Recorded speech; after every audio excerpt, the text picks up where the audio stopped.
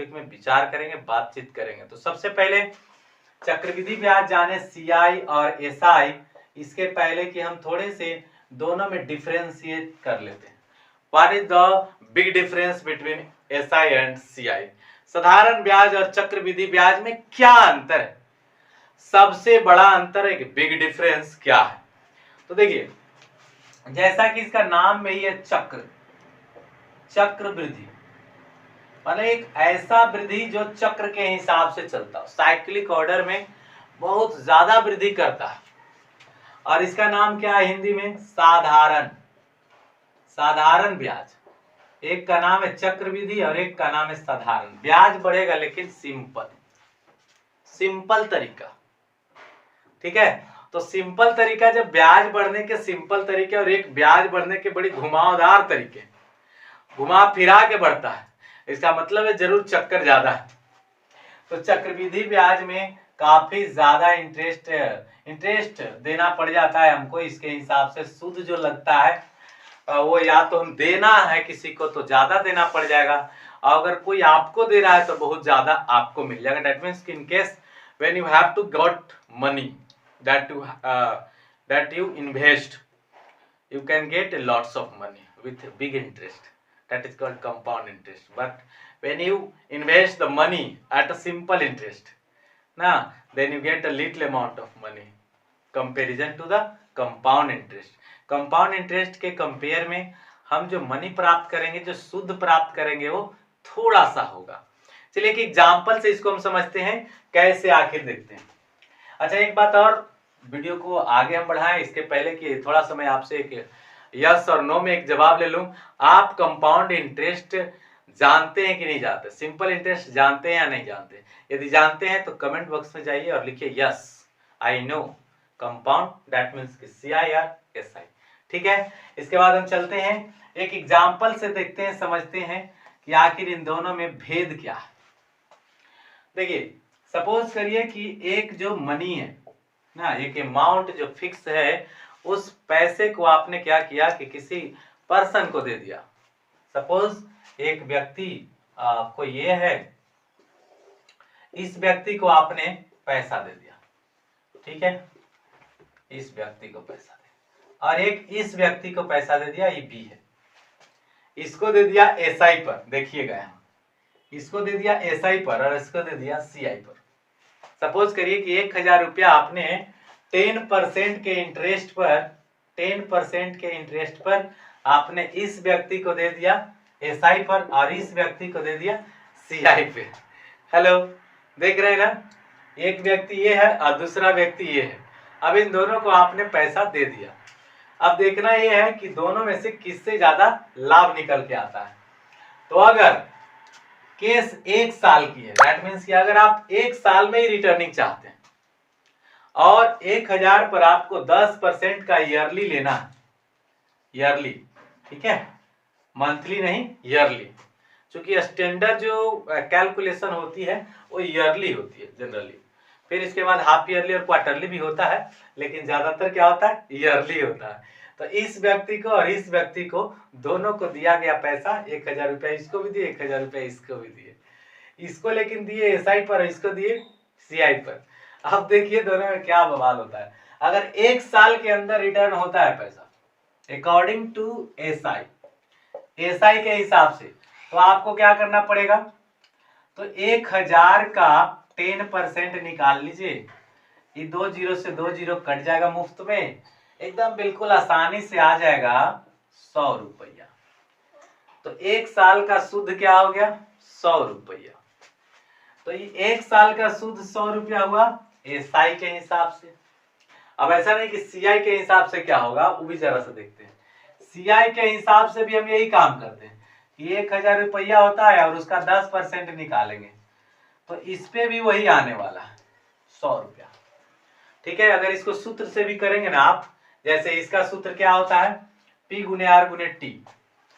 सोच रहे होंगे कि ऐसे करने से गड़बड़ा रहा है, PRT बटा 100 करते हैं ना SI में, तो P के जगह पर अब हम करने वाले हैं SI के हिसाब से, सूत्र से जो फॉर्मूला होता है SI का वो यही होता है, P गुने R गुने T बटा 100। तो P आपका 1000 हो गया, फिर 10 हो गया और इसके बाद जो है आपका t 1 साल के लिए बट्टा 100। तो ये 2 जीरो से 2 जीरो कट गई, बचा 10, 10 गुने 10 कितना हो गया 100। तो आप देख सकते हैं कि 100 रुपया जो आ गया, क्या आ गया, एसआई आ गया। ठीक है, ओके। अब नाउ नेक्स्ट हम इस सीआई को देखेंगे।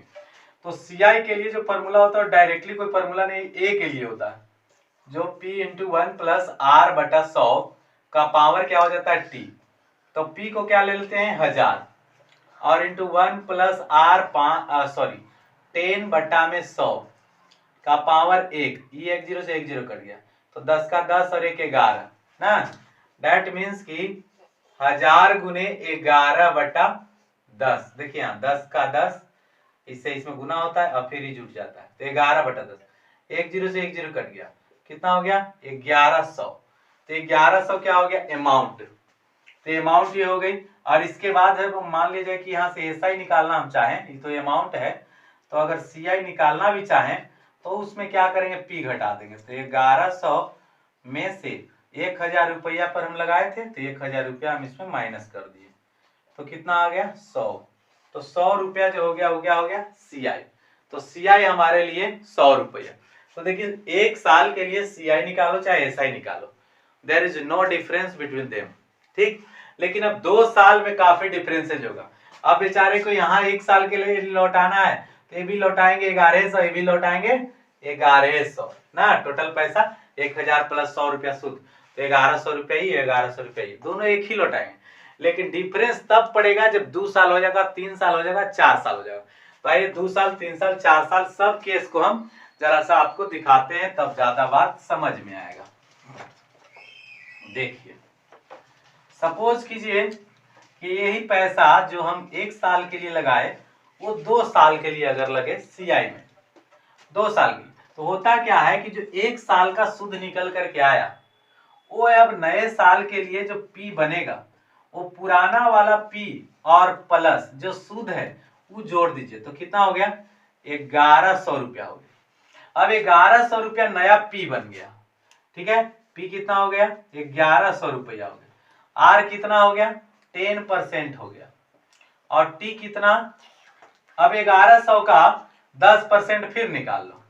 1100 का 10% हम निकाल लिया, तो 1100 का 10% निकालेंगे तो 11 दहा दहोतर से 110 रुपया आ गया। तो 110 रुपया आया कितना, दूसरा साल के लिए जो इंटरेस्ट आ रहा है वो 110 रुपया है। तो मूल पैसा कितना हो गया था 1100। अब 1100 रुपया को आप उसमें 110 ऐड करोगे तो कितना हो गया 1210 रुपया। अब 1210 रुपया पर 10% कर दो, तो 1210 रुपया का 10% निकाल दिया, तो ये 1 जीरो से 1 जीरो गया, 1 जीरो से 1 जीरो गया, कितना हो गया 121 रुपया। तो 121 रुपया और प्लस इसमें ऐड कर दीजिए, 1210 रुपया टोटल आया ना, 1210 रुपया पर फिर अब 121 रुपया ऐड कर दीजिए, 121, तो आ गया 1331 रुपया। यानी 3 साल में अगर व्यक्ति को, देखिए 1 साल में ये हुआ, दूसरा साल में ये हुआ था जब हम 1100 पर कैलकुलेशन दिए, और तीसरा साल में ये हुआ जब हम 1210 पर कैलकुलेशन दिए। तो ये 3 साल के दरमियान जो पैसा बढ़कर के हो गया 1331 रुपया हो गया। 1000 रुपया को हमको 3 साल बाद कितना देना पड़ेगा 1331 रुपया देना पड़ेगा अकॉर्डिंग टू कंपाउंड इंटरेस्ट। लेकिन अगर यही सिंपल इंटरेस्ट से देना पड़ता तो हमको करना क्या था, 1 साल में 100 रुपया लग रहा है और सीधे 3 से गुना कर दिया तो कितना हो गया 300 रुपया शुद्ध, और मूल कितना था 1000, बस 1000 को जोड़ देंगे और कोई टेंशन नहीं है, सिंपल बाजार है यहाँ, सिंपल इंटरेस्ट में 1300 रुपया, यानी दोनों में 31 रुपया का डिफरेंस है। यही चीज जब लाख और करोड़ पर काउंट होती है तो बहुत ज्यादा का डिफरेंस दिखने लग जाता है। छोटा अमाउंट इसलिए पता नहीं चल रहा है, बड़ा पर इम्पैक्ट जब आएगा तो ऐसे भी बहुत ज्यादा इम्पैक्ट आने वाला है। तो पहला जो हमें डिफरेंस दिखाना तो डिफरेंस हमने दिखा दिया। इसके बाद अब हम समझाने वाले हैं कि आखिर हम कंपाउंड इंटरेस्ट को कैसे शॉर्टली निकालें। और भी कई तरीके होते हैं निकालने के, लेकिन शॉर्टली निकालने का तरीका हम देते हैं 2 साल और 3 साल के अकॉर्डिंग टू ट्रिक से हम कैसे डन कर दें। तो चलिए मान लीजिए कि 10,000 रुपया है, दैट इज मूल पैसा जिसको हम पी बोलते हैं, या हिंदी में मूलधन बोलते हैं, मूलधन बोला जाता है। ठीक है, अब इसके बाद हम आर को रखते हैं, आर, तो आर बराबर क्या कर दें 20% रख लेते हैं, और टी को रख लेते हैं 2 साल। पहले 2 साल का देखेंगे, फिर इसके बाद 3 साल को देखेंगे। ओके, तो हम करेंगे क्या बॉस कि जस्ट लिखेंगे 10,000 रुपया, और 10,000 का हम 20% खटाक से निकालेंगे। ये 2 जीरो से 2 जीरो कट डाउन। अब ये 100 है, 100 में 20 से गुना होता है तो कितना हो जाती है 2,000 रुपए।